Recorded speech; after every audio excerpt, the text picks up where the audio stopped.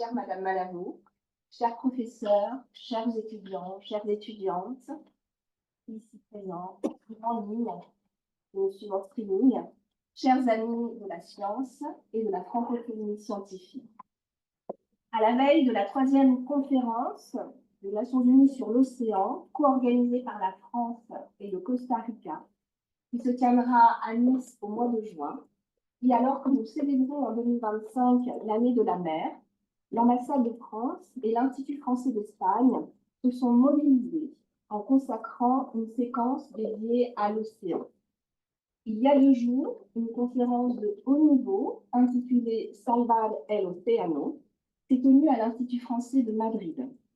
Elle a réuni des experts français et espagnols. María del Carmen García Martínez, chercheuse à l'Institut espagnol d'océanographie, Romain Troublé, directeur général de la Fondation Tara Océan, Rémi Parmentier, directeur de Varda Group et coordinateur de l'initiative Let's Be Nice to the Ocean, et Itziar Martín, sous-directrice générale pour la protection de la mer au ministère de la Transition écologique et du défi démographique. Aujourd'hui, c'est dans le cadre des activités du pôle francophone de l'UAM que nous sommes très heureux d'accueillir Cécile Malavo, dont l'extraordinaire parcours, éminemment inspirant, témoigne d'un engagement remarquable, vous le verrez, à l'intersection des mondes politiques et scientifiques, au service de la protection de l'océan. À travers les expéditions que vous avez menées, Captain Darwin, Polarpod, Madame Malavo, vous avez noué un lien singulier et fort avec l'immensité de Dieu. Vous avez appréhendé l'océan comme peu l'ont fait, dans ce qu'il a de plus fascinant et vulnérable, et saisi l'ampleur du défi des sciences océaniques. Un défi qui ne se joue pas seulement sur les flots, mais aussi dans les hémicycles et les salles de cours. Vous contribuez à la coopération scientifique multilatérale au sein du service hydrographique et océanographique de la Marine, notamment au projet européen MEDIGREEN, coordonné par l'Institut espagnol d'océanographie. Ce projet illustre parfaitement la manière dont la coopération internationale est essentielle pour favoriser une gestion plus respectueuse de l'océan, un enjeu majeur pour la France et l'Espagne, unis par leur passage maritime sur l'Atlantique et la Méditerranée. Merci 1000 fois d'être parmi nous aujourd'hui. Merci pour votre engagement, pour votre générosité. Votre intervention aujourd'hui nous aidera à mieux comprendre que la protection de l'océan, plus que jamais menacée, repose non seulement sur la science, mais aussi sur le dialogue, la diplomatie, l'éducation et la sensibilisation. Il est urgent d'agir. Avant de vous laisser la parole, je souhaite également remercier très chaleureusement mes amis du pôle francophone de l'UAM de nous accueillir aujourd'hui, tout particulièrement Pilar Suarez, Camila Calais et toute l'équipe pour leur enthousiasme, leur implication. C'est toujours un réel plaisir de collaborer avec vous et plus largement avec la prestigieuse Université autonome de Madrid, avec laquelle, comme vous le savez, l'ambassade de France conduit de très nombreux projets, aussi bien dans les domaines scientifiques que culturels et académiques. Merci beaucoup à toutes et tous. Merci. Merci pour l'invitation et je remercie l'OAM de me recevoir et à vous tous de vous être déplacés pour venir. Moi, je vais vous proposer une petite discussion sur un petit peu l'océan. Donc, vous n'avez pas envie de faire une présentation très formelle. J'aimerais bien qu'on le fasse un petit peu plus sous forme un petit peu de discussion. Donc, n'hésitez pas. Et l'idée, c'est à travers mon parcours, on va voir un petit peu tout au long d'échanger avec vous, d'échanger parce qu'on parle du climat, on parle de l'océan, c'est beaucoup de questions pour le futur. Vous êtes étudiant, vous allez choisir une carrière professionnelle. Donc en fait, voilà, c'est un petit peu un mélange de sciences, mais aussi de vie. Voilà, c'est plutôt une expérience de vie, un voyage que je vous propose. Et ma passion dans la vie, c'est la voile. Donc on va embarquer sur des voiliers et on va partir un petit peu partout dans le monde. Donc voilà, c'est l'idée, c'est un petit peu l'océan. Ça, moi, j'ai eu un parcours un petit peu original, pas vraiment linéaire, qui a été marqué et conquis par l'océan. J'ai quand même fait des études dans la protection de l'environnement, donc vraiment tout ce qui est eau à la base. Donc j'ai toujours eu cette appétence pour se dire mais comment on prend soin de l'environnement et je me suis toujours beaucoup émerveillée sur ce côté-là. Mais l'océan, pas du tout, parce que je venais du centre de la France et donc du coup, il n'y a pas la mer. Les explorateurs, l'aventure, c'est un milieu que je ne connaissais pas, j'en avais jamais entendu parler. Et puis je suis partie, mais on verra, voilà, je suis partie, j'ai découvert le bateau, je suis devenue monitrice de voile. Après, je suis partie sur une première expédition qui s'appelle Captain Darwin, une deuxième expédition en Antarctique qui s'appelle Polarpod. Et maintenant, je travaille au CHOM, c'est le service hydrographique et océanographique de la marine, sur la planification maritime. Donc vraiment, on est parti d'une découverte, de beaucoup de rêves et de passions où j'ai passé beaucoup de temps. Et là, je suis vraiment dans l'engagement pour faire de la recherche en soutien aux politiques publiques qui font l'aménagement maritime. Donc, ma découverte de la voile, elle s'est faite ici. Donc, c'est vraiment le sud de l'Amérique du Sud. D'ailleurs, je vais poser quand même quelques questions. On peut faire en levant la main. Qui étudie la science et l'environnement ici? Je connais un petit peu. Vous êtes plus sur la littérature? Ouais, très bien, super. On va vérifier. Et est-ce que vous savez ce que vous voulez faire plus tard? Oui. Qui sait à peu près ce qu'il a envie de faire plus tard? Ouais, pas tant que ça. Est-ce que ça vous préoccupe un peu ou un petit peu? Cela dit, on peut aborder les objectifs de développement durable à partir aussi des textes littéraires. Bien sûr. Ce n'est pas parce que ce n'est pas encore votre moment que vous n'allez pas le faire un jour, peut-être. Exactement. Et sûrement. Et ça se croise beaucoup. Donc, du coup, voilà, j'ai découvert, j'étais partie en voyage en sac à dos en Amérique du Sud et j'ai rencontré quelqu'un ici qui m'a proposé de partir en voilier. Je me suis dit que c'était une opportunité incroyable, j'avais jamais fait de voile. Euh, Honnêtement, je ne vous le conseille pas, c'est pas l'endroit, c'est à côté du Cap Horn, hein. Ici, c'est le Cap Horn, c'est un des caps les plus dangereux et les plus durs à naviguer au monde. C'est pas l'endroit pour commencer la navigation. On a pris 5 jours de tempête, il y avait des vagues de 8 mètres. Ça a été un peu compliqué et moi j'avais fait l'erreur, enfin on avait fait l'erreur de dire qu'on devait s'arrêter à un endroit où on n'a pas pu s'arrêter. Donc ici c'est une photo de l'avis de recherche international qui a été communiqué sur tous les bateaux pour retrouver notre voilier parce qu'on n'avait aucun moyen de communiquer. Donc j'ai eu un premier contact avec l'océan qui était assez violent, assez épique et une grosse aventure. Mais du coup, je suis tombée amoureuse de l'immensité bleue, du rythme quand on est embarqué, de ces tempêtes aussi. C'est un peu comme une personne avec des émotions. Et du coup, j'ai voulu devenir monitrice de voile derrière. Donc, j'ai été monitrice de voile pour être capitaine et puis capitaine de ma propre vie. Parce que des fois, on est dans un monde où on se pose quand même beaucoup de questions. Il y a beaucoup de choses. Et c'était assez symbolique pour moi et de reprendre un peu le cours de ma vie et puis de savoir naviguer. Donc voilà, j'ai voulu devenir capitaine de ma vie et capitaine de bateau en même temps. Donc ça a été la première approche, on va dire, vers l'océan. Donc on a déjà fait tout ça. Et après, j'ai cherché à partir, parce que comme j'étais scientifique de base, j'ai découvert qu'il y avait des expéditions scientifiques et je me suis dit, j'ai envie de faire mon métier de l'expédition scientifique à la voile. Donc j'ai rencontré, bon, là aussi, dans un port, en discutant, j'ai vu le bateau, je connaissais l'expédition, et j'ai été dire, bon, bah, j'aimerais bien travailler pour vous. Et puis finalement, bah, j'ai commencé plutôt sur de la logistique et de l'administratif au niveau international, comme je parlais plusieurs langues. Et puis j'ai embarqué au Cap-Vert sur l'expédition Captain Darwin. Donc Captain Darwin, l'idée c'est de refaire le voyage de Darwin qu'il avait fait il y a plus de 200 ans à la voile, et de faire un petit bilan et d'aller rencontrer des chercheurs, des scientifiques pour voir l'évolution des paysages et de la biodiversité en 200 ans. Donc moi, je suis partie du Cap Vert et on est descendu jusqu'à Recife. par là. Donc, on a traversé l'Atlantique et après, j'ai été jusqu'à côté de Montevideo.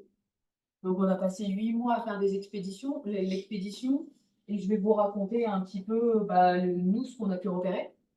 Et donc, comment on choisissait les intervenants qu'on allait rencontrer, c'était aussi en se basant sur le livre de Darwin, que vous connaissez peut-être, mais là, on boucle avec le livre aussi. On prenait des expériences qui nous paraissaient similaires. Par exemple, Darwin, il a trouvé le fossile d'un ancêtre du paresseux. Donc, nous, quand on est parti, on a directement on a été voir des paresseux notamment. Donc, en fait, on faisait des liens avec ce qu'il avait fait pour montrer maintenant, à l'époque actuelle, comment se passe cette évolution et à quoi sont confrontés en fait aussi les animaux actuellement. Ça, c'est la transatlantique. On a mis 19 jours. On allait à une vitesse de 4 nœuds 5. Donc, en bateau, on calcule en nœuds. En kilomètres heure, ça fait à peu près 9 km/h. Donc, en fait, c'est un peu comme si on avait été en trottinette électrique pour traverser tout l'océan Atlantique. On a mis 19 jours. C'est un peu long, la trottinette n'était pas toujours très efficace. Euh, c'est une expérience intense parce que 19 jours sans voir personne. Sauf de temps en temps, on a croisé un peu des cargos, mais vraiment, l'Atlantique et dans ces endroits-là, il n'y a rien. Donc, on a aussi traversé l'équateur. En Équateur, il y a un espèce de phénomène météorologique qui se passe qui est assez intéressant. De chaque côté, il y a des courants, il y a des vents qui sont bien établis. Et donc, au milieu, il se passe un peu n'importe quoi. Et on appelle ça le poteau noir. Donc, c'est vraiment très connu aussi dans le milieu de la navigation. Parce que le poteau noir, on ne sait jamais vraiment ce qui peut nous arriver. Et donc, c'est souvent pas de vent ou vraiment beaucoup de vent. Donc, nous, on n'a pas eu de chance. Il a duré pendant 8 jours. Normalement, les gens, ils en ont un peu moins. Nous, ça a été 8 jours très intenses. Donc, on était 4. On était deux capitaines. Et après, les 2 autres étaient débutants. Alors, on faisait des cartes qui étaient un peu costauds. Et ça, c'est un peu les paysages qu'on pouvait voir. Donc, autant vous dire que quand on voit des nuages comme ça, on sait très bien que ça va pas très bien se passer dans l'heure qui suit. Donc là, on avait vraiment. Il y a des phénomènes météorologiques qui sont assez intéressants aussi. Il y a des éclairs à 360 degrés autour du bateau. Parce qu'en fait, c'est tellement humide et tellement chargé d'humidité que ça fait des éclairs. Mais on peut en voir partout autour. Et ce qui est assez rare, parce que souvent, quand on voit un orage, c'est assez ciblé sur Terre. Et là, en mer, c'était vraiment un petit peu incontrôlé. Mais du coup, on a aussi, pendant toutes ces navigations, là, je parle vraiment de la partie océan, on a pu voir plein de choses, de jolies merveilles. Donc, on a été accueillis par un groupe de 50 dauphins à peu près quand on est arrivé au large des côtes. Donc, ça, c'est le genre d'animaux qu'on voyait assez régulièrement. Après, on a croisé un groupe de baleines, un requin qui était en train de chasser. Il a réussi. Il a arrêté de voir le poisson après. Mais du coup, voilà, c'est vraiment une rencontre avec la vie sauvage euh, qui est accessible d'aucune autre manière. Et donc, je sais pas, moi, vraiment, ça me touche quand je suis au milieu de la mer comme ça et qu'il y a des dauphins qui arrivent. C'est un moment magique, toujours. On peut en avoir vu 50, 60, c'est toujours la même magie. Et après, en fait, l'océan, c'est un endroit où on invite les activités humaines et la nature. Donc, on a aussi, tout là-haut, je sais pas si quelqu'un sait ce que c'est. A une idée? Oui, c'est une plateforme pétrolière. Et donc, au large du Brésil, il y en a vraiment beaucoup, ce qui rend aussi la navigation très difficile parce que qui dit plateforme dit aussi tous les bateaux qui font les allers-retours. Les cargos, la pêche. Là, on est sur de la pêche artisanale, hein, mais il y a plein de types de pêche. Et ça, j'ai mis, c'est pour la nature, mais c'est des algues qui s'appellent les sargasses.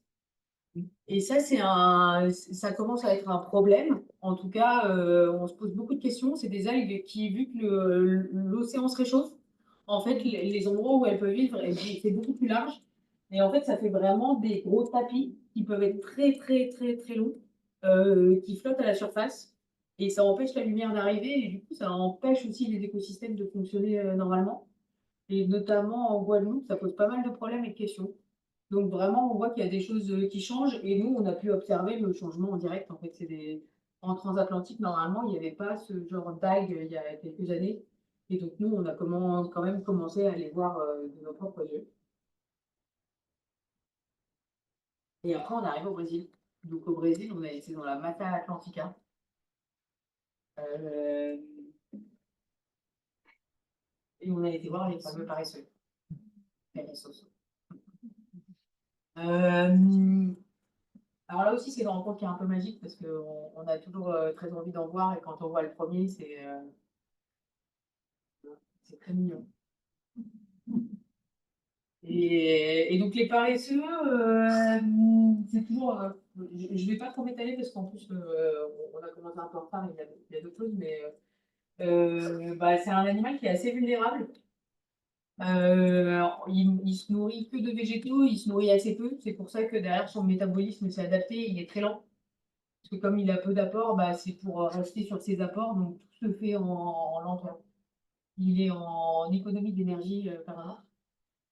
Donc du coup, c'est pour ça aussi qu'il a cette vie. Il descend qu'une seule fois. Il n'y a qu'une seule raison pour laquelle il descend de l'arbre. Est-ce que vous savez? Pas manger. Baiser. Non. Pour chercher la femme, non? Non. Ah non, pardon. Non, mais c'est pas loin, tu sais, c'est un peu dans le. Pour aller aux toilettes. Non, c'est vrai que c'est la seule raison pour laquelle il descend une fois par semaine. Il fait tout ses galets de caca. Ok. Voilà. Mais c'est marrant, hein, la nature. Et donc, du coup, on a rencontré le chercheur. Il nous disait que c'est un peu triste quand même, c'était assez émouvant. Que dans le constat, bah, en fait, dans la partie Mata Atlantica, donc vraiment la partie est du Brésil, d'ici une trentaine d'années, ils auraient plus de paresseux. Parce qu'en fait, ils sont tellement lents qu'avec la déforestation, ça coupe tous les corridors écologiques pour qu'ils puissent se déplacer. Et donc, du coup, bah, la déforestation est en train de gagner sur la survie des paresseux. Donc, c'était assez triste. Nous, on a été assez touchés par ce constat. Et donc, on a été prendre des photos juste à côté. Donc, vraiment, ils étaient très proches, hein. Le paresseux était dans les forêts autour. Et juste à côté, ils construisent ce qu'ils appellent des condominiums. C'est des grands lotissements pour les personnes un peu riches. Une maison, voilà. Maintenant, ils en construisent un peu partout. Et il y a plein de raisons pour lesquelles il y a de la déforestation. Mais en tout cas, nous, ça nous a touchés. Et on s'est dit qu'on avait envie de voir aussi des initiatives positives qui protégeaient la nature. Du coup, on a été rencontrer une tribu autochtone qui s'appelle les Patachos. Alors, Patachos, c'est le bruit que font trois vagues. C'est comme ça qu'ils ont créé leur nom. La première vague, quand elle arrive sur le sable, elle fait pas. La deuxième, elle fait pas. Et la troisième, elle fait chaud. C'est la belle histoire. Et donc, du coup, on a été voir la tribu Patacho et ils travaillent notamment avec une ONG qui les aide à replanter. Donc, en fait, ils replantent et là, ils sont en train de mettre en place de l'agroforesterie. Donc, c'est vraiment se réapproprier la nature et essayer eux aussi, dans une société où bah, il y a de l'économie, on ne peut pas des fois complètement s'en abstenir, voilà, d'aller vers de l'agroécologie et du coup de renouer avec la nature, mais tout en ayant un peu des sorties économiques pour qu'eux ils puissent continuer à vivre dans un monde très humanisé. Donc du coup voilà, et c'était assez intéressant, on a eu droit à une cérémonie et ils connaissent vraiment tous les arbres, comment soigner toutes les maladies avec les arbres. Enfin, moi j'ai été très impressionnée et touchée de voir que bah, il y a le meilleur côtoie le pire à des moments voilà, on avait des tristes nouvelles pour le paresseux et quand on a été chez les Patachos, c'est plutôt l'inverse. On était aussi content de voir qu'il y avait des initiatives aussi pour essayer de protéger la nature.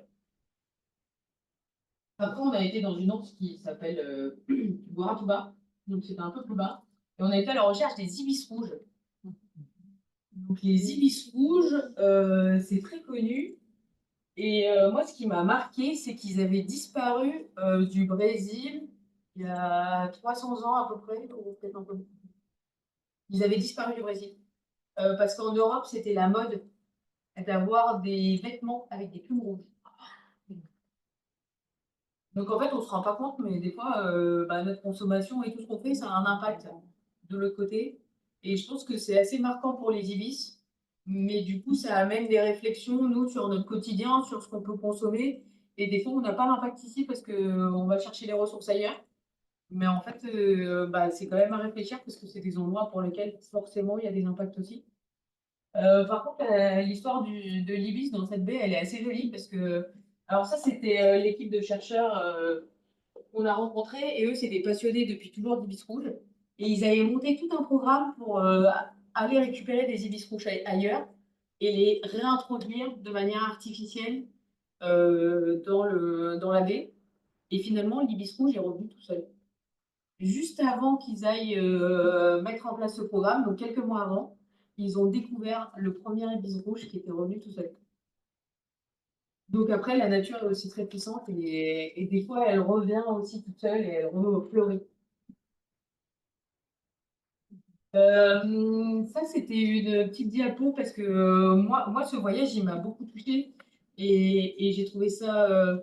Des fois, on a un peu tout devant nous, sous les yeux, et en fait, on le voit mieux quand on va ailleurs. Et je pense que pour moi, ça a un peu été le cas. Cette vraie prise de conscience de nos impacts, de la fragilité des espèces qui sont autour de nous, de la beauté de ce qui nous entoure, et de pouvoir le partager. Parce qu'on a fait beaucoup de pédagogie, on a rencontré pas mal d'élèves à qui on a expliqué ce qu'on faisait, avec qui on échangeait. Et du coup, vraiment, il y a eu ce premier engagement dans la diffusion et raconter aussi ce que j'avais vécu, voir un petit peu comment ben, on peut ramener des messages pour notre vie au quotidien et prendre un peu soin de l'environnement, parce que quand même, en 200 ans, puis le passage de Darwin, il s'est passé beaucoup de choses. On va reparler, on refera une petite définition sur tout ce qui est dérèglement climatique après. Mais on est dans une période où on ne peut pas passer à côté de ces considérations environnementales. Et du coup, il faut trouver des solutions sans voir de manière négative, parce que tout n'est pas négatif et la nature, à des moments, elle revient et il y a plein de choses qui sont belles et faites aussi. Donc, c'est comment trouver l'équilibre et comment bah, en parler et qu'il se passe le plus de choses possible.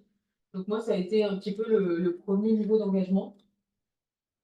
Et après, j'ai voulu en faire un métier. Et donc là, je suis vraiment entrée. C'est parce que la première, cette expédition, c'était en tant que bénévole. Et donc, du coup, après, j'ai été embauchée par l'expédition Polar Pod. Polar Pod, c'est ça. Alors, c'est un vaisseau vertical de 100 mètres qui va être construit et qui est fait pour dériver autour de l'Antarctique. Donc, l'Antarctique, il est vers ici. Et ce que vous voyez ici, c'est le courant circumpolaire.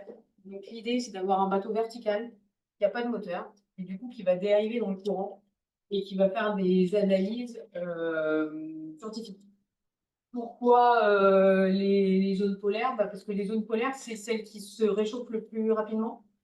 Depuis 60 ans, en moyenne, la planète s'est réchauffée de 1,1 degré. Pour les pôles, c'est 3. Donc vraiment, on est sur des zones qui sont très vulnérables, qui sont méconnues. Les scientifiques connaissent encore très peu. J'ai des vidéos de ces zones-là, mais les vagues normales, c'est entre 5 et 6 mètres et ça peut aller jusqu'à 28 mètres de haut. Donc, c'est des zones où on ne peut pas vraiment aller facilement. Et donc, la solution, ça a été de faire, enfin, c'est de créer un bateau vertical. Et donc, qui l'a inventé, qui a pensé, c'est le monsieur qui est là-haut, avec la personne qui est à côté, sa compagne, Elsa, c'est eux qui sont les directeurs de l'expédition. Jean-Louis Etienne, ça a été le premier homme à atteindre le pôle Nord en solitaire en 86, en traînant un traîneau. Donc, il a marché pendant 60 jours jusqu'au pôle Nord en solitaire. Et depuis, il fait beaucoup d'expéditions. Et l'ADN de ces expéditions, c'est de faire de la science, d'aller dans des endroits où on n'a jamais été, donc vraiment d'être dans l'expédition. Il utilise beaucoup la technologie parce que c'est quelqu'un qui a fait beaucoup de création et qui adore les techniques. Et après, il y a vraiment toujours la diffusion. Donc en 1992, il utilisait le Minitel, c'est le téléphone archaïque, pour communiquer avec déjà les classes et raconter ses expéditions. Donc vraiment, c'est le premier, en tout cas le premier explorateur au monde qui a vraiment essayé de partager sur de la très très grande échelle. Donc il a aussi encore le record de la plus longue traversée de l'Antarctique en chien de traîneau. Il a fait ça, bon, on va en parler pendant. Mais donc, du coup, voilà, j'étais très contente de rejoindre l'expédition et j'ai travaillé sur cette expédition pendant 2 ans. Et là, ce qu'on voit ici, c'est les courants. Et je pense que ce qu'on peut voir et ce qu'on peut dire en termes d'océans, c'est que les océans, ils sont tous connectés. Et je ne sais pas si vous saviez, mais si on est une petite goutte d'eau et qu'on arrive sur les courants, on a à peu près 1000 ans pour faire le tour de la Terre. Voilà. Donc tout est connecté et on reparlera un petit peu quand on parlera du changement climatique de ces courants, mais ça, c'est quelque chose qui est assez important pour bien comprendre l'océan. En fait, tout est connecté et donc il y a des zones qui sont plus chaudes et des zones qui sont plus froides. Et c'est grâce à ces différences de température qu'en fait les courants sont mis en place. Donc, on est parti en Antarctique, en voilier. Donc ça, c'est le voilier de l'expédition, celui qui va être fait pour ravitailler le Polar Pod. Donc là, il fait tout petit, mais il fait 42 mètres de long et 33 mètres en hauteur. Donc c'est un immeuble de 9 étages. Mon bébé. Donc, en attendant que le Polar Pod soit construit, parce qu'il n'est pas encore construit, il y a déjà le voilier et nous, on est parti faire une expédition scientifique en Antarctique. Donc vraiment sur la partie péninsule, donc c'est le bras qui remonte vers l'Amérique du Sud. Et donc on était une équipe, ça c'est vraiment l'équipe du Polar Pod, et après il y avait des scientifiques et d'autres personnes, on était une vingtaine sur le voilier, on y a passé 3 semaines. Donc l'Antarctique, là on arrive dans un autre niveau d'émerveillement. Je ne savais pas qu'on pouvait aller encore plus loin, mais j'ai découvert en Antarctique que oui, parce que vraiment c'est le paradis de la vie sauvage. Nous, on était envoyés. Alors maintenant, ce qu'on peut voir aussi, et ce qui est intéressant quand on va reparler de tout ce qui est planification de l'espace maritime et des enjeux autour de la mer, c'est qu'il y a vraiment beaucoup de touristes. En Antarctique, je crois qu'ils sont à plus de 50 000 touristes par an. Donc il y a vraiment des énormes cargos maintenant, enfin cargos, ouais, paquebots, qui sont faits pour amener des touristes. Et nous, on a un peu de la chance parce qu'avec notre voilier, on pouvait aller dans d'autres zones que ces zones-là. Donc, on a vraiment côtoyé le trait sauvage. Et en même temps, même dans ces zones-là, maintenant, c'est assez marrant parce que ces paquebots-là qui emmènent les touristes, ils emmènent, je crois qu'ils peuvent aller jusqu'à 5000 personnes. Et en fait, ils font les allers-retours. Et les gens, il y a des petits piquets et ils ont le droit de faire le tour entre les piquets. Voilà. C'est très cloisonné, c'est un peu bizarre, c'est comme tourisme aussi. Enfin, finalement, dans un endroit aussi beau et si nature, c'est très dénaturé, je trouve. Enfin, voilà. Par rapport à la beauté et tout ce qu'il y a, et ils ont des salles de tennis, enfin, non, ils ont des piscines, ils ont des salles de cinéma dans les paquebots. Enfin, voilà. C'est un tourisme de luxe assez fort. Et donc, du coup, pour moi, ça dénote vraiment beaucoup avec cette beauté tranquille qui est l'Antarctique.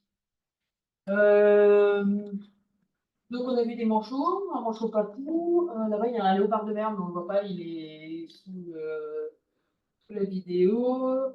Ça, c'est un phoque. Et on a vu aussi beaucoup de baleines. Voilà. Donc, c'est vraiment le paradis de la vie sauvage. Et c'est un espace qui est préservé et convoité. Pourquoi c'est un espace qui est préservé? Est-ce que vous savez à qui appartient l'Antarctique? La question est posée un peu. À qui appartient? Il n'y a personne qui a une idée?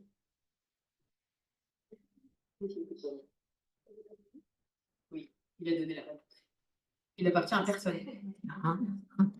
L'Antarctique, les pays ont signé un traité en 59 pour dire que l'Antarctique sera à personne, il n'y a pas de souveraineté.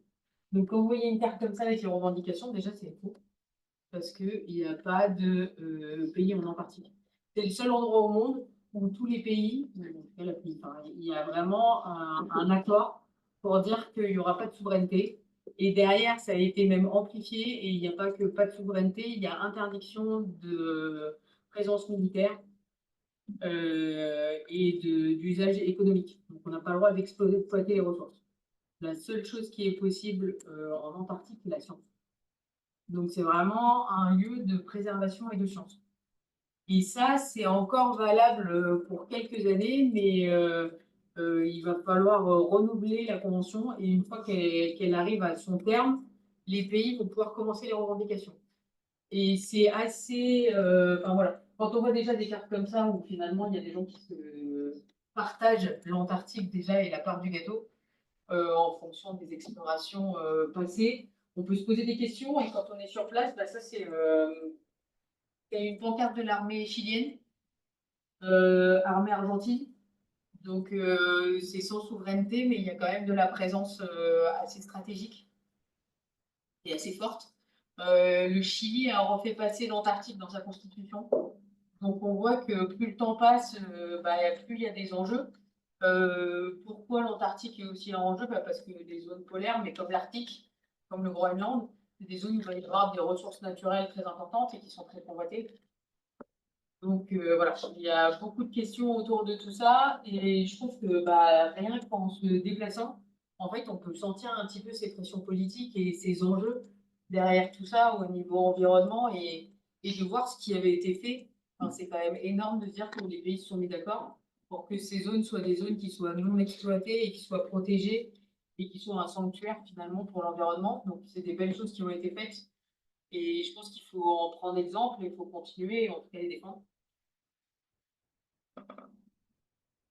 Et après, on est parti, on a fait un petit arrêt qui était assez marquant. Du coup, je partage avec vous. C'est la base ukrainienne de Vernetsky. Donc, c'est l'endroit le plus au sud où nous, on a été dans la péninsule. Donc, on s'est rapproché du pôle sud. Et donc, c'est une base ukrainienne. Ils l'ont rachetée pour $1 symbolique il y a quelques années pour, je crois que c'était les Anglais qui avait la base à la base, et du coup qui voulait, enfin, qui pouvait plus, qui n'arrivait plus à l'entretenir. Et donc du coup les Ukrainiens l'ont acheté. Et donc on a été, donc voilà, ça c'est deux chercheurs ukrainiens, donc qui travaillaient sur les planctons, et lui qui était chef de base. Et c'est une rencontre assez marquante, et en fait on a aussi pu échanger sur. C'est une des bases qui a mis en évidence le trou de la couche d'ozone. Donc eux, ils travaillent beaucoup sur le trou de la couche d'ozone, qui maintenant c'est à peu près refermé.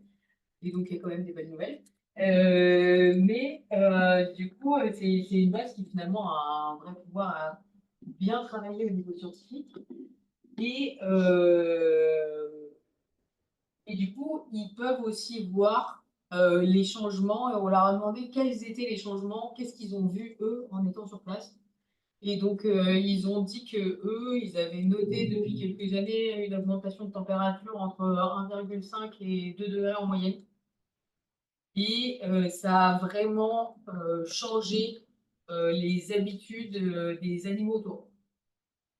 Donc, du coup, il y en a qui migraient plus ou moins loin, parce que comme il y a de la banquise qui reprend, souvent ils sont obligés de migrer pour aller ailleurs. Et donc, du coup, ils ont plus les mêmes dynamiques des animaux autour. Donc, vraiment, ils se posent des questions sur qu'est-ce que ça va donner, et est-ce que vraiment, il va y avoir un impact sur les colonies, par exemple, de manchots. Voilà. Donc, eux, ils sont vraiment au cœur du sujet. C'est des choses qu'ils voient. Et avec des mémoires d'humains, et même de pas très longtemps, en fait, ils arrivent à voir des vrais changements. Et nous, on est parti étudier le plancton. Euh, donc, on a pas mal échangé aussi sur les techniques avec l'Ukrainien. Le plancton, est-ce que vous savez ce que c'est? C'est un poisson tout petit dont se nourrit les baleines. Ouais, c'est un peu ça. Je sais pas si c'est un poisson ou c'est. C'est pas forcément un poisson. Et ça peut être animal ou végétal. Et plancton, par définition, c'est ce qui dérive. Donc, du coup, c'est ce qui n'aura pas vraiment la capacité de nager. Après, le krill est considéré comme un plancton, alors qu'il a une petite capacité de mouvement quand même. Mais il n'est pas très agile et il va en arrière. Voilà. Et donc, du coup, nous, on a été étudier le plancton.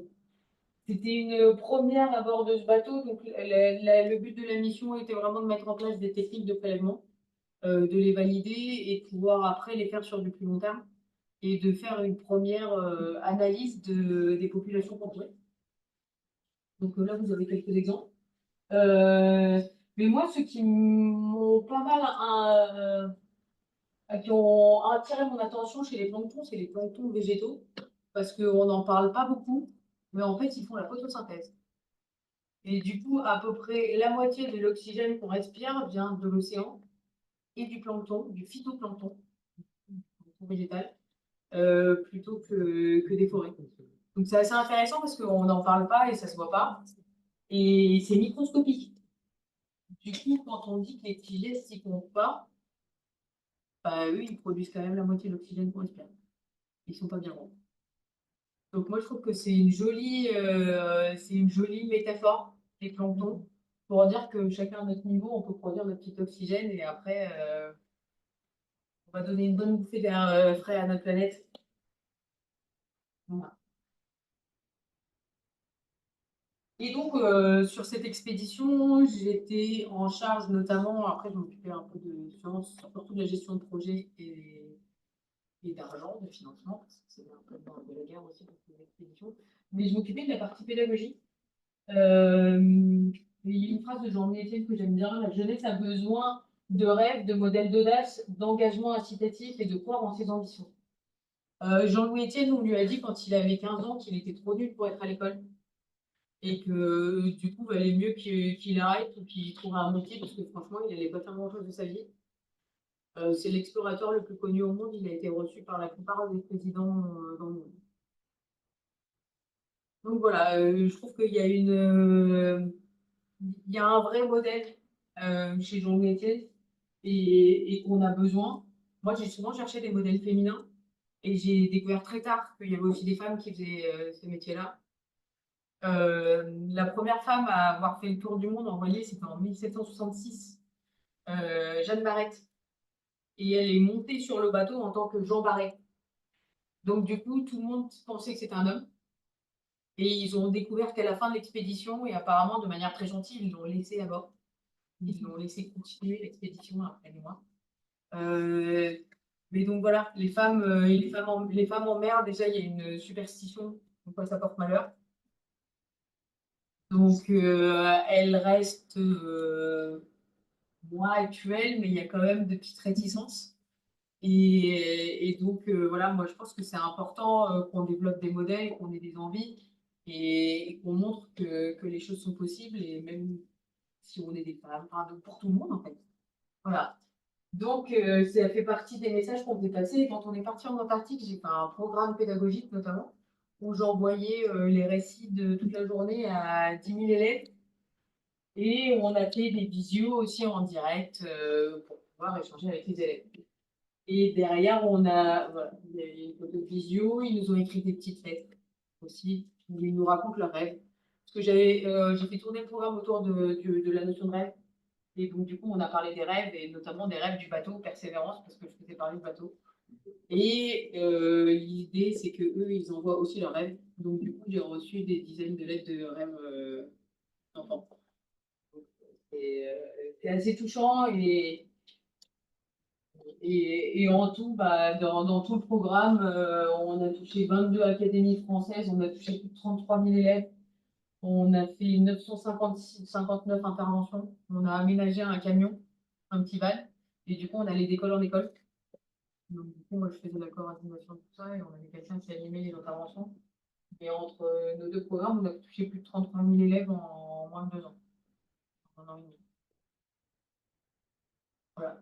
Donc ça fait partie de la suite de l'engagement. Et après, il y a quand même des considérations actuelles qui, moi, sont un peu plus pressantes aussi et qui ont un peu fait évoluer ma réflexion. Ça, c'est les scénarios des émissions de gaz à effet de serre produites par le GIEC et qui sont voilà, corrélées avec la hausse de température. C'est quoi le problème? Est-ce que déjà la Terre, elle s'est déjà réchauffée de manière importante? Est-ce qu'elle a déjà été plus chaude? Ouais, hein, on peut dire. Donc en fait, le problème, c'est pas vraiment le fait qu'on ait cette température. C'est quoi le problème? Notre vie. Quoi? Notre vie. Notre vie, entre autres, ouais. J'aime bien faire ça. Si je me prends le mur comme ça, est-ce que je vais me faire mal? Je cours. C'est quoi la différence? C'est quoi la différence entre les deux feux rouges et feux verts?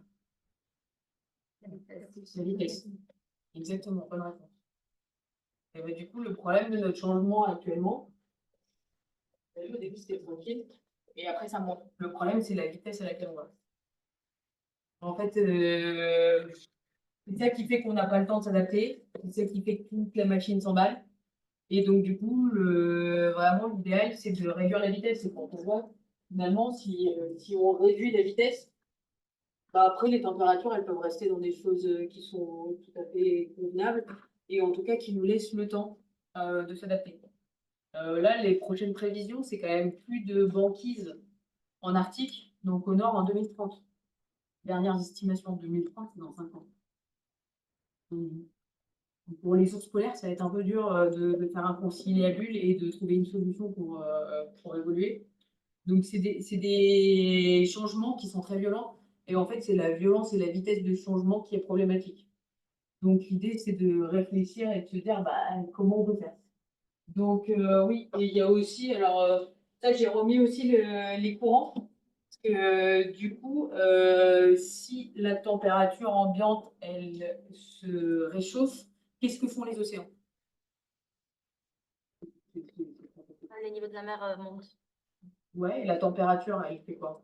Si l'air il est plus chaud, à votre avis, la température de l'eau elle est comment? Elle est plus chaude aussi. Voilà. Elle est plus chaude. Et là, ce qu'on voit, c'est qu'il y a des courants chauds et des courants froids. Et ce qui va créer les courants, ça va être la différence de température. Mais à votre avis, si tout se réchauffe, qu'est-ce qui va se passer avec la différence de température? Il y aura moins de différence de température et donc il y a moins de courants. Exactement.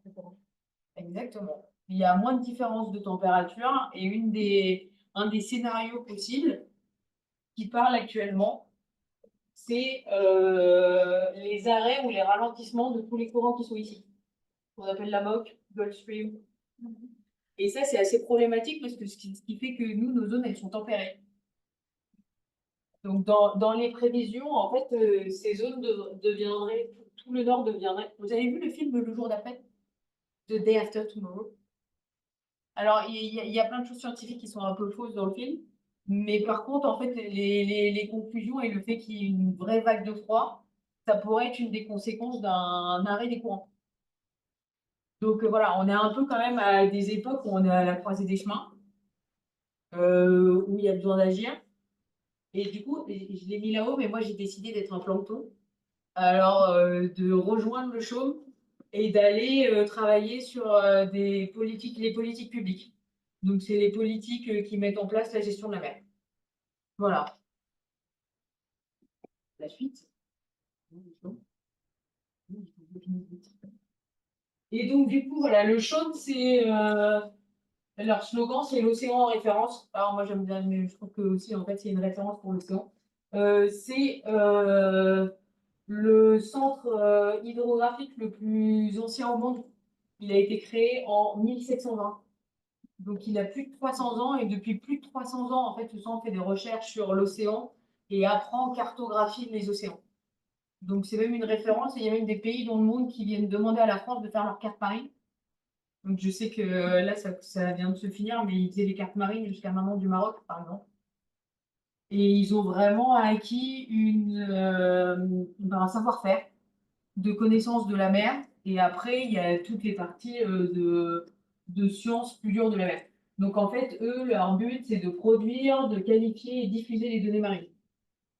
Ils travaillent sur l'érosion côtière, parce que justement, hein, on a vu, avec des événements plus violents, avec une hausse du niveau des océans, bah, du coup, les côtes sont plus menacées.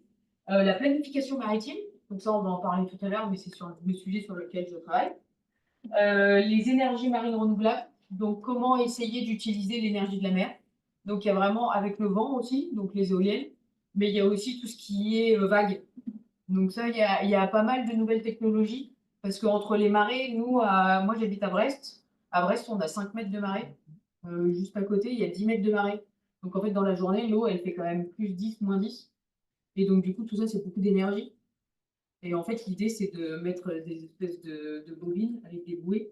Et du coup, quand ça augmente, ça descend, eh ben, ça fait de l'électricité. Donc, ils ont trouvé plein de technologies, et c'est pas que eux, il y a plein de gens qui travaillent dessus, mais du coup, c'est des sujets qu'on étudie, et notamment aussi la préservation de la biodiversité. Donc, l'océan, là, on va rentrer un peu dans les chiffres pour se mettre dans le contexte. C'est entre 3 et 6 000 milliards de dollars de revenus. C'est 30% des ressources pétrolières connues et 50% du gaz.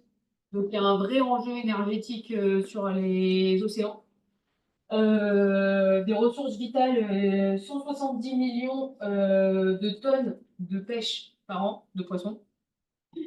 Et du coup, plus de 3 milliards de personnes dont la survie dépend des océans.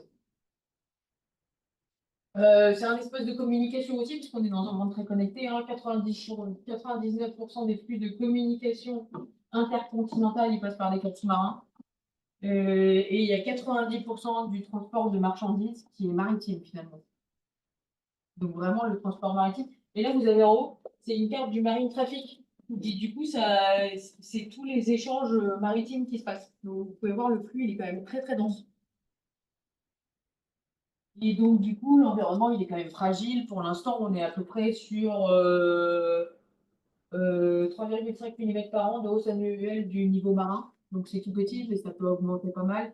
Et en fait, ça fait quand même des bons changements. Et après, voilà, il y a jusqu'à 1 milliard.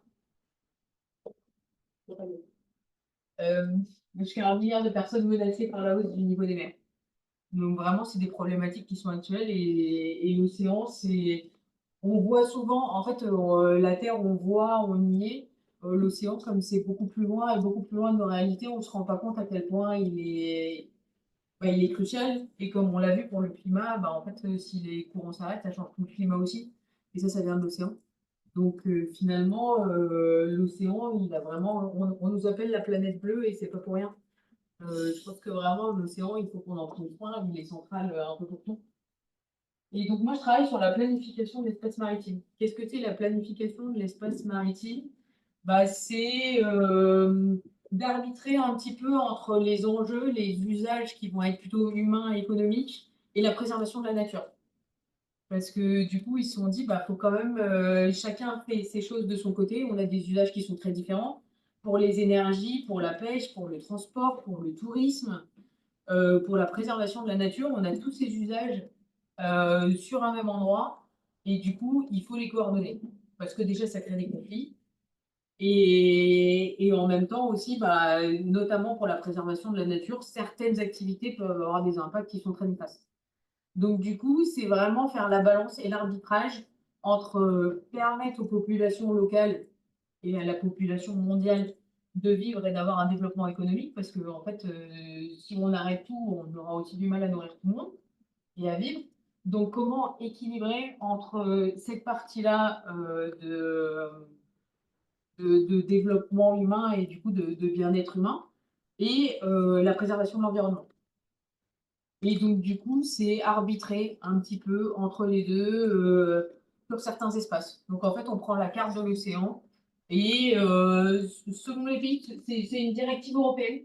Donc, en fait, on n'a pas le choix. Tous les pays de l'Union européenne devaient mettre en place un plan de planification maritime pour 2021. Donc, du coup, ils ont tous fait. Donc, chacun un petit peu à sa façon. Ils ont des façons très différentes de le faire. Par exemple, dans les pays du Nord, euh, eux, ils sont très carrés. Euh, donc, du coup, ils ont directement tracé. Ils ont tracé des carrés sur toute la mer. C'est un peu comme les plans pour les villes où il y a des zones industrielles, il y a des zones agricoles. Et ben, ils ont fait exactement la même chose sur l'espace maritime, où il y a des zones où, bah voilà, là c'est de la protection de la nature, là c'est de la pêche, là on va avoir. Et donc, du coup, avec toute une législation qui est afférente, sur les pays du Sud et la Méditerranée, que je travaille là-dessus, bah, c'est plus stratégique. Donc, ils ont plus des orientations stratégiques que vraiment très spatiales et très carrées. Mais du coup, c'est des approches qui sont différentes pour en tout cas et bah, pouvoir tout en gardant des conditions de vie acceptables pour nous, préserver l'environnement. Et du coup, rentrer dans les objectifs de développement durable, limiter la hausse de la température Voilà. Donc c'est beaucoup d'enjeux, mais c'est les politiques publiques et derrière, il y a des lois qui sont faites avec des interdictions et des choses comme ça. Et pour ça, on a besoin de données, de spatialisation, de connaître, de la cartographie. Et c'est là où le CHUM, c'est un acteur essentiel parce qu'il a 300 ans d'expérience sur le milieu marin et sur la cartographie, parce que la cartographie, c'est aussi une technique assez avancée. Et donc, du coup, on a vraiment des gens qui sont pas très, qui sont très bons pour faire de la modélisation cartographique et plein de choses pour pouvoir, par exemple, imaginer comment les scénarios climatiques impactent certaines espèces ou à certains endroits. Voilà. Et donc, du coup, une des solutions qui est mise en place et qui est aussi drivée par la planification de l'espace maritime, c'est les aires marines protégées. Donc ça, vous en avez peut-être entendu parler. Les pays créent des aires marines où on appelle protégées. Après, on va voir un peu, elles ne sont pas toujours très, très protégées. Euh, et notamment, aussi, il y a plein de sujets sur la pêche, parce que la pêche, il y a plein de différents types de pêche. Donc, quelle pêche on autorise, à quel endroit, dans quelle quantité, sur quelles espèces. Voilà, ça, c'est des choses. Et en fait, la planification maritime, elle va être un peu au-dessus de tout. Et donc, l'idée, c'est de récupérer un peu des stratégies, les stratégies de chaque secteur pour organiser, être un peu chef d'orchestre. Voilà. Donc nous, moi je travaille sur MediGreen, c'est le fameux, c'est le projet qui est coordonné par le CSIC. Et donc la Méditerranée, notamment, là, c'est une petite carte, mais je pense que c'est assez intéressant. Euh, il y a plus de 1000 aires marines protégées en tout, donc c'est toutes les petites zones de couleur. Donc ça représente 8,3% de la mer Méditerranée. Ils ont des objectifs très optimistes de 10 et 30%. Hein, normalement, c'est plutôt 30% leur objectif. Ça avance pas forcément très vite. Mais le problème, c'est qu'il y a aussi la définition de qu'est-ce que c'est une aire marine protégée. Et du coup, les aires marines qui ont une forte protection, c'est-à-dire par exemple, on n'a pas le droit de faire du chalutage. Donc le chalutage, c'est en gros de racler le sol pour aller pêcher des poissons. Et ben, sur ces zones marines protégées, en gros, enfin, sur la Méditerranée, ça représente 0,04%. Donc, il y a aussi quelques petits. Voilà. Il faut aller voir derrière. Air marine protégée, c'est quelque chose sur lequel nous on travaille aussi, c'est de dire qu'est-ce que c'est et est-ce qu'il faut que les aires marines protégées soient plus protégées ou pas. Donc voilà, ça fait partie des sujets et des débats et nous des modélisations qu'on va faire pour justement apporter des informations au pays et pour qu'ils puissent aller peut-être un petit peu plus vite sur certaines choses dans la protection de l'environnement. Le projet Medigreen, la coordination, c'est le CSIC. Mais après, on est 8 partenaires. Donc, du coup, Paprac, c'est l'Albanie. Corilla, c'est l'Italie. On a l'Algérie, on a la Grèce, on a la Tunisie. Donc c'est assez intéressant parce que c'est le premier projet vraiment européen comme ça où ils essaient de faire un cadre méditerranéen. Mais c'est un projet européen, donc du coup normalement que l'Europe. Et en fait là l'idée c'est d'inclure aussi les pays du sud de la Méditerranée.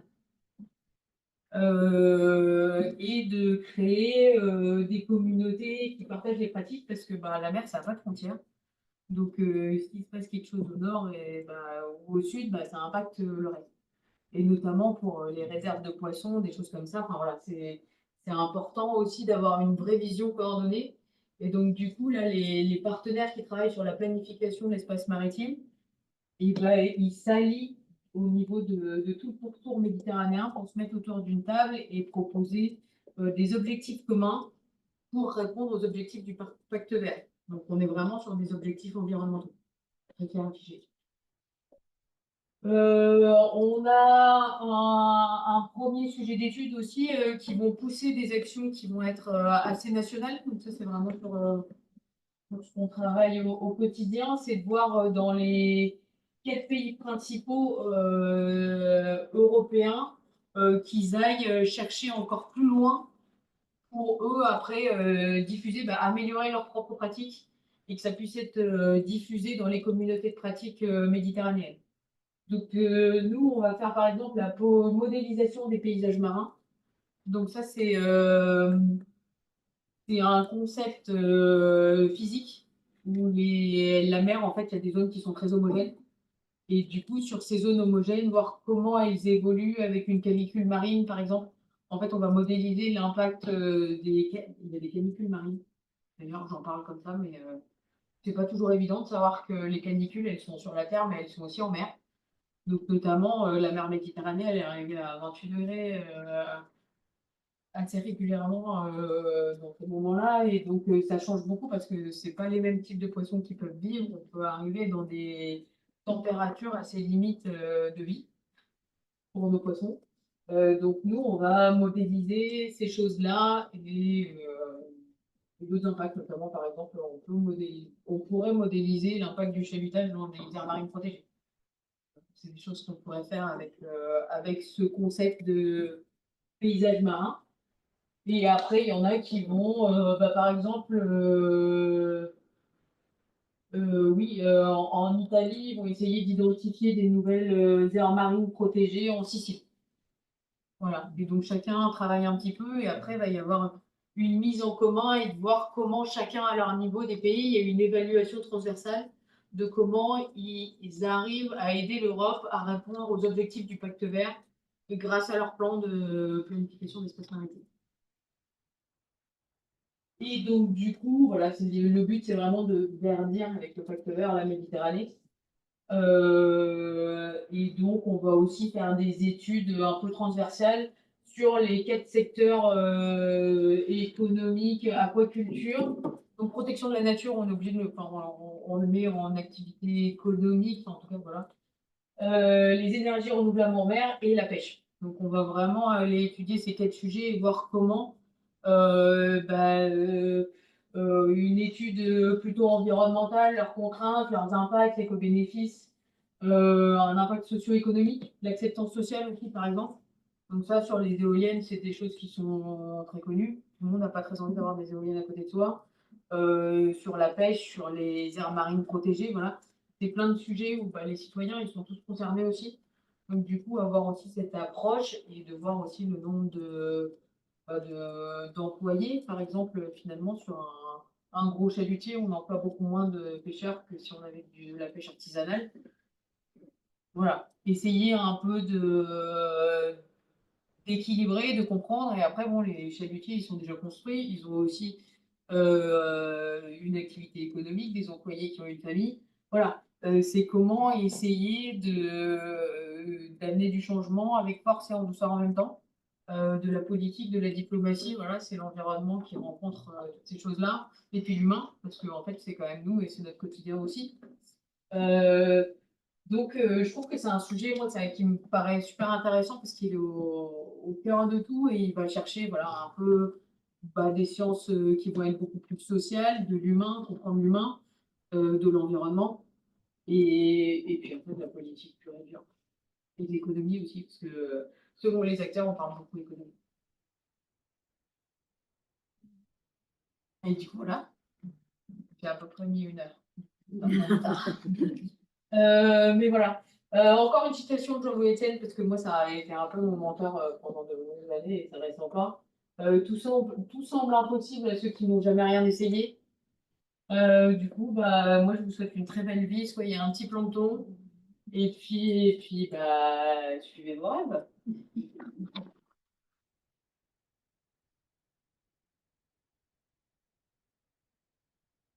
Merci, Madame Malavo, de cette belle conférence, de cette belle présentation, vraiment suggestive. Donc, il y a quelques questions, quelques commentaires. Évidemment, dans la plupart des cas, nous nous intéressons à la linguistique, à la traduction, mais en tout cas, nous sommes tous intéressés à la nature, à l'environnement. Donc, si vous voulez faire quelques suggestions, quelques commentaires, poser quelques questions. Je me lance. Allez.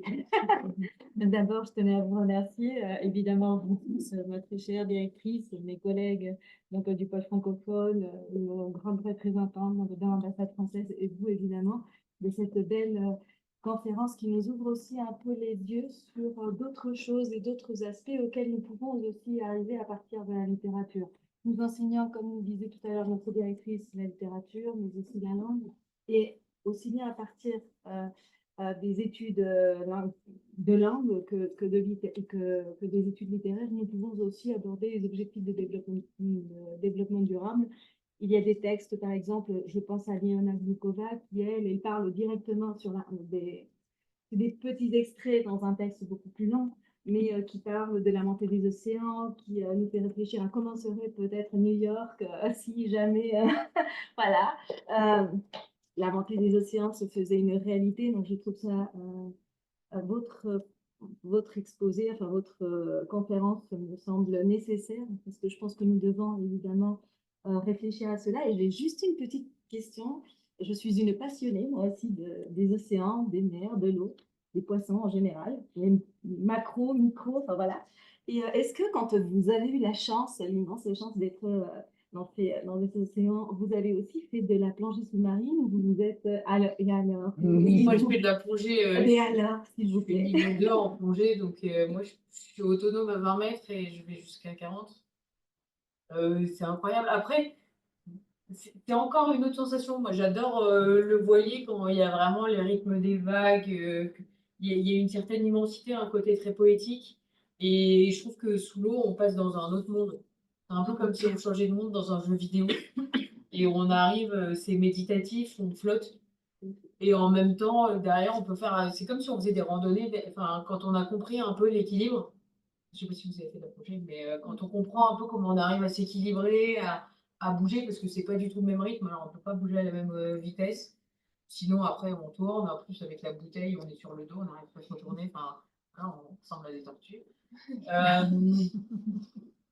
C'est marrant, mais une fois qu'on a compris, après, vraiment, c'est un autre monde à découvrir aussi. C'est un peu comme une balade en forêt. Il y a plein de petits coraux. Il y a plein de choses à voir. Moi, j'adore le sous-marin. C'est vrai que par rapport à cette hausse de température, vous avez dû voir, par exemple, en parlant des coraux, la différence aussi de couleur. Plus la température est hausse, moins la couleur s'y voit. Enfin, Oui, il y a un vrai. Je suis pas spécialiste, mais il y a un vrai phénomène de blanchissement des coraux aussi par la hausse des températures. Ils se posent quand même beaucoup de questions. Ils savent pas si des espèces peut-être plus basses vont recoloniser certains endroits, mais c'est vrai qu'il y a il y a une vraie problématique aussi autour des coraux qui blanchissent avec le changement de température de l'eau.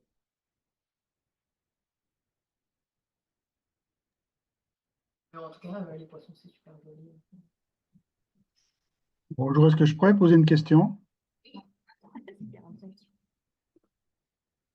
Oui, oui, Oui. André, vas-y. Oui, quand on voit les dégâts du tourisme de masse sur l'Himalaya, etc., est-ce qu'il y a un danger identique pour l'Antarctique, par exemple? L'Antarctique est très réglementé. Donc, il y a vraiment un certain cadre. Il faut qu'ils aient des autorisations, les bateaux, pour pouvoir y aller. Donc, je pense qu'au niveau, parce que moi, j'ai les images des déchets en Himalaya, donc je pense pas qu'on puisse arriver à cet extrême-là, et en tout cas, j'espère pas. Après, je pense que enfin, le tourisme de masse n'est jamais bon partout, même si on fait des petits chemins, c'est ce que je disais, ils mettent des drapeaux et donc du coup, ils ont 3 mètres sur 3 mètres sur 3 mètres et c'est leur sortie de la journée. Déjà, je sais pas si c'est vraiment, enfin, je sais pas si c'est si épanouissant que ça en tant que touriste. Et après, de toute façon, pour l'impact sur la nature, c'est sûr que c'est un impact qui est très important. Donc, non, je pense que c'est un risque et qu'en plus, c'est une mode. Mais comme l'Himalaya, hein, c'est le même principe. Et puis, les réseaux sociaux, ils sont quand même assez moteurs pour ces choses-là. En fait, on a aussi très envie de le faire. Je ne vais pas complètement critiquer parce que moi, j'étais en Antarctique. Donc, je ne vais pas dire aux gens, allez pas en Antarctique. Je me sentirais mal. Parce que moi, je l'ai fait et c'était un rêve. Après, c'est vrai que clairement, si tout le monde se comporte comme moi, l'Antarctique, il va pas, enfin, c'est pas bon pour lui non plus. Donc voilà, mais c'est sûr que sur l'Himalaya, c'est même une honte ce qu'ils arrivent à faire et toutes les vidéos, ils détournent ces choses-là, mais c'est vrai qu'au niveau des déchets et au niveau de gestion de l'environnement, c'est catastrophique.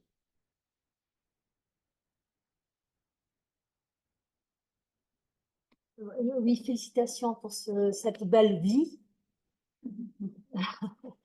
guidée par l'océan et la nature. Je suis vraiment, je vous envie parce que j'adore l'océan, mais j'ai peur de l'océan, alors j'ai pas osé naviguer. Mais enfin, c'est vraiment et une très belle conférence. Moi, j'ai deux petites questions, enfin un commentaire là sur ce que disait André. J'ai entendu l'autre jour des escalateurs professionnels ou presque qui racontaient à la Concagua en été. Ça a été incroyable, le monde qu'il y avait, enfin c'était touristique. Et le plus marrant, c'était à camp base, là, de la Concagua, des gens qui portaient des télévisions. Et alors, ils regardaient des reportages sur la montagne. En étant en pleine Au montagne. lieu de regarder ou de contempler la montagne, alors ils regardaient des reportages sur la montagne. C'est vraiment, enfin pour moi, c'est le ridicule. Mais enfin non, là, oui, j'avais pensé. Mais j'ai deux questions. Une sur, j'ai entendu dire que dans la mer du Nord, là entre la Grande-Bretagne et je pense la Norvège, je ne sais pas si c'est exactement là ou un peu plus au nord, il y a déjà des signes de température plus baisse, enfin moins, oui, qui ont baissé déjà. Donc c'est un peu ce qui se passait dans le film. Je sais que scientifiquement c'était pas très rigoureux, mais c'est vrai que Bah, y a il y déjà a un article qui est sorti en novembre dernier. J'ai pas le nom, mais qui parle mais je pourrais partager le lien, qui est très intéressant, qui parle que justement, en fait, bah, les prévisions qui ont été faites, et notamment pour le GIEC, elles sont quand même plutôt dépassées. On va beaucoup plus vite en vitesse que ce qu'il y a, et que le scénario d'arrêt ou de ralentissement de la MOC pourrait être beaucoup plus rapide. Il parle d'une trentaine d'années là aussi. Donc c'est pas à l'échelle de 1100 comme on avait un peu l'impression, ça va être beaucoup plus rapide. Une autre petite question, je regardais un peu le consortium là de Medicreen, qui est très intéressant, très, très divers. Mais j'ai vu, c'est un projet de recherche européen, mais j'ai pas vu une seule compagnie. Parce que On n'a que des centres de recherche. voilà, et des universités. Je suis sur deux projets et dans l'autre, il y a des compagnies. Les compagnies sont très importantes, pas, mais c'est vraiment parce que les intérêts économiques, c'est ce qui change complètement les équipes de politique ou des personnes qui s'occupent de préserver et de la nature. Et après, il y a les intérêts économiques qui balayent tout. Alors, ce serait intéressant. Peut-être c'est fermé, c'est un projet. En fait, c'est plutôt que c'est les chercheurs qui vont faire les recherches. Après, il y a toute une approche et on est notamment en lien, le CEREMA est coordinateur d'un projet sur justement qu'avec les compagnies. C'est elles qui ont payé et qui ont demandé à ce que comment les grosses compagnies, notamment de transport et de pêche en Méditerranée, pouvaient verdir un peu leurs pratiques. Toujours compliqué quand on est chercheur de travailler comme ça parce qu'il y a un côté greenwashing et en fait on donne un crédit. Non mais c'est vrai, hein, on donne un crédit scientifique et de bon comportement sur des choses qui en sont pas forcément. Du coup, c'est des vrais sujets pour les chercheurs. Notamment, je sais qu'en France, il y a une partie des chercheurs qui ne veut plus travailler et être financée par Total. Ben ouais, voilà. Voilà, et donc du coup, c'est pour ça, travailler avec bah, ces machines, enfin voilà, je vais pas en citer plus. Mais voilà, avec les grosses compagnies, notamment en Méditerranée, sur certaines choses, c'est plus compliqué. Par contre, nous, on peut aller les interroger, on peut faire des recommandations et on met du dialogue. En fait, on va être sur chaque filière, aquaculture, pêche, protection de la nature, énergie renouvelable, et là, on va interroger les acteurs. Donc, c'est pas complètement décorrélé, et notamment, il y a une communauté de pratique sur toute la Méditerranée. Et là, il y a aussi des spécialistes de chaque secteur. Donc, on va avoir des spécialistes de la pêche qui vont venir avec nous. On avait le spécialiste de la pêche en Méditerranée pour l'Union européenne qui est venu, lui, faire un petit état des lieux de ce qu'il voit au quotidien, et très chiffré aussi, hein.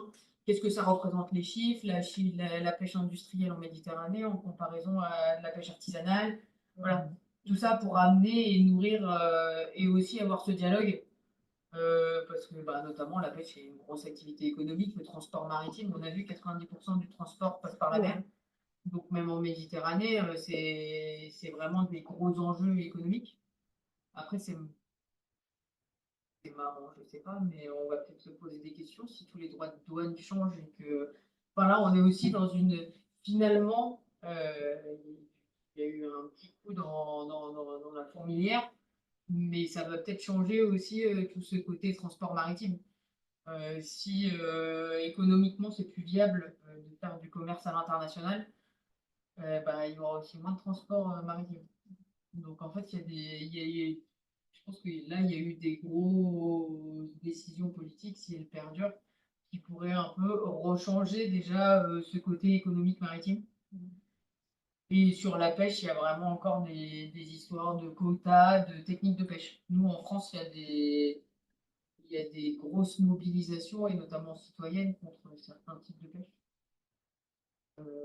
Pour revenir à d'autres choses. Et c'est marrant parce que là, le collègue en Algérie qui s'occupe de la pêche, il nous a montré, et du coup, il nous a montré comment eux, ils faisaient de l'économie circulaire.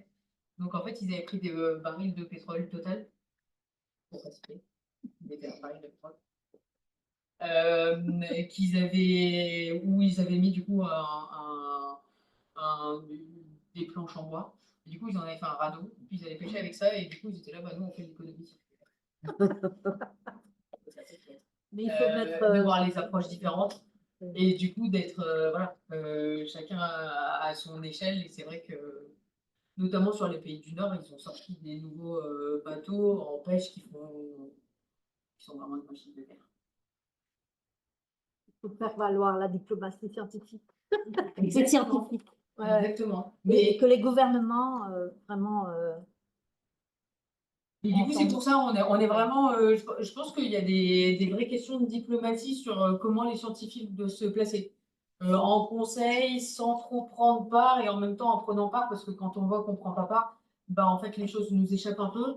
Donc, il y a peut-être des choses, notamment dans les contextes actuels, où les scientifiques ils sont obligés d'être un peu engagés, finalement, même si on ne se veut pas engager.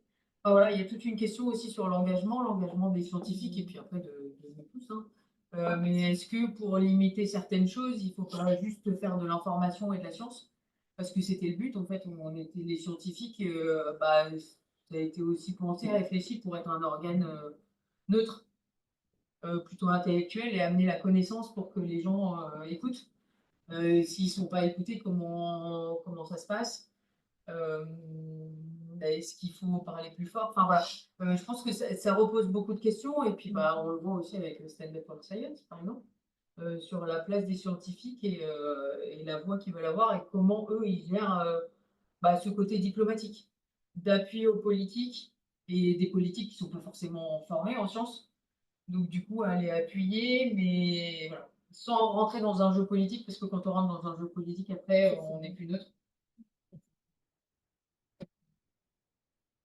Donc c'est pour ça que sur des projets européens, notamment là, sur la Méditerranée, il n'y a pas d'acteur privé. Parce que sinon, on n'arrive pas à garder une neutralité. Et en même temps, on ne peut pas faire sans eux.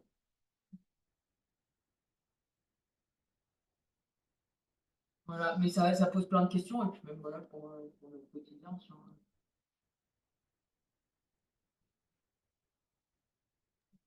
Je ne sais pas s'il y a encore le temps de poser une question ou pas. Non, enfin, moi, je suis bien, je suis bavarde. Moi, j'ai une question. Ah, elle va poser une question. Je peux? Et vous savez s'il y a des projets consacrés à la préservation des océans où l'on peut participer comme bénévole, même sans avoir une formation scientifique? Il y en a beaucoup. Je pense que de manière assez large, des initiatives sur la préservation des océans, il y en a beaucoup. Vous avez parlé de 2 initiatives, là, notamment autour de l'UNOC. Ouais. Let's be nice to the ocean. Ça, c'est la société civile et c'est autour en juin, il y a l'UNOC, c'est la conférence des Nations Unies qui est organisée en France à Nice. Donc il y a vraiment beaucoup de choses et donc il y a cette initiative et après c'est plateforme pour le climat, Océan Climat. Et après en cherchant un petit peu, tu vas pouvoir en trouver beaucoup. Il y en a qui vont être plus grosses, il y a certains là, il y a beaucoup d'associations notamment et qui Surfrider, ils sont plus sur nettoyer les plages. Notamment, ils organisent des choses comme ça, mais il y a vraiment beaucoup d'initiatives où ils proposent une implication citoyenne. Parce qu'on n'en a pas parlé, mais les continents plastiques, les déchets en mer, moi j'ai vu un frigo flotter. J'ai croisé un frigo. C'est vrai? Ouais.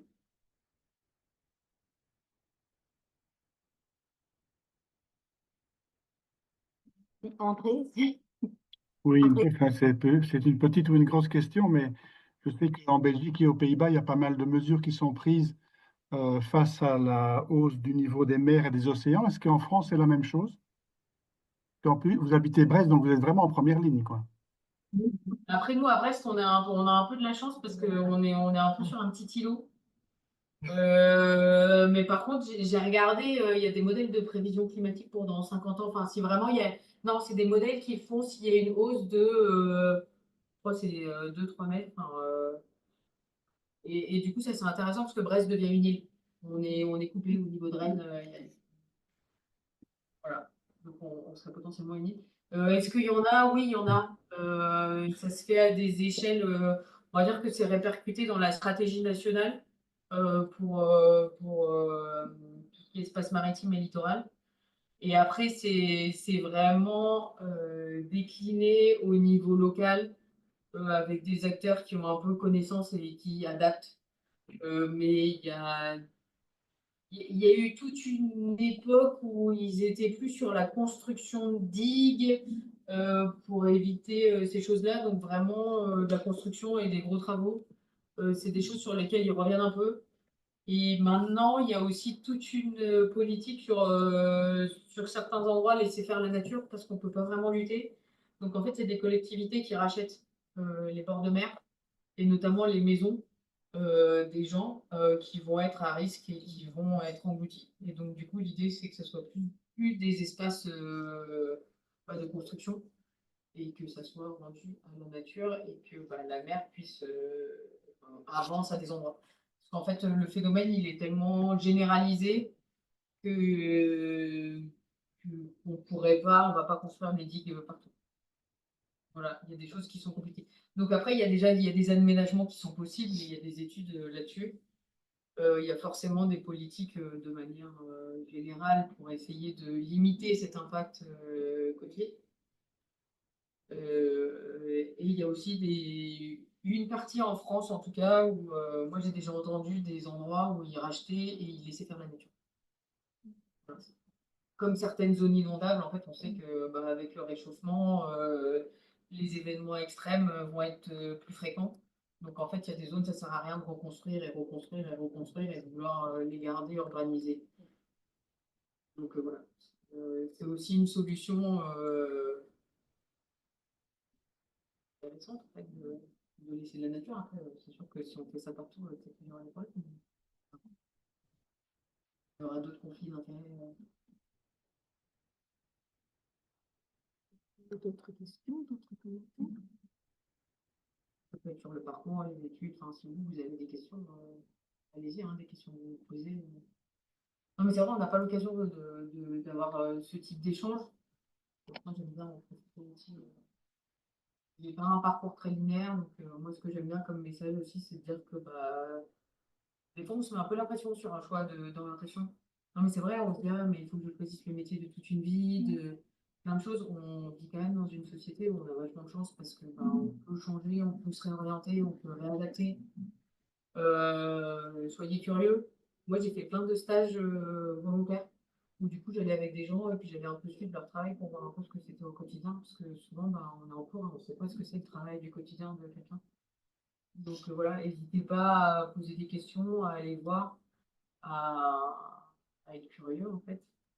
Et puis suivez vos envies et si on vous dit que c'est pas, enfin, voilà.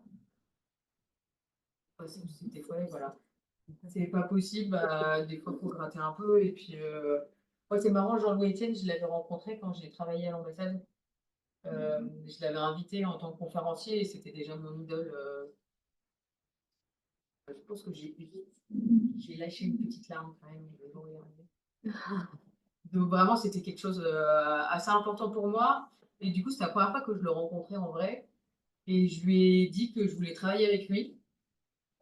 Et puis, bah, j'avais gardé son contact mail et je lui ai envoyé des mails tous les ans pour lui raconter mon parcours d'aventurière. J'ai jamais eu de réponse. Et puis, bah, un jour, j'ai vu qu'il y avait une offre de poste et j'ai postulé. Donc, j'ai pas voulu repasser par le canal que je connaissais. Et donc, j'ai rien dit et j'ai postulé. Et en fait, c'est marrant parce que c'est la directrice de l'expédition qui a choisi mon CV. Et il lui a dit, bah, ça fait 3 ans que je veux travailler avec elle et que je te la propose. Donc, en fait, il me répondait pas, mais il proposait régulièrement mon CV pour travailler dedans et il n'y avait pas. Donc voilà, des fois, on voit pas forcément le résultat immédiat. Euh, et puis, qui tente rien n'a rien. Donc, moi, j'aime bien essayer. Et puis, au pire, c'est un non, mais de toute façon, si j'essaye pas, c'est non aussi.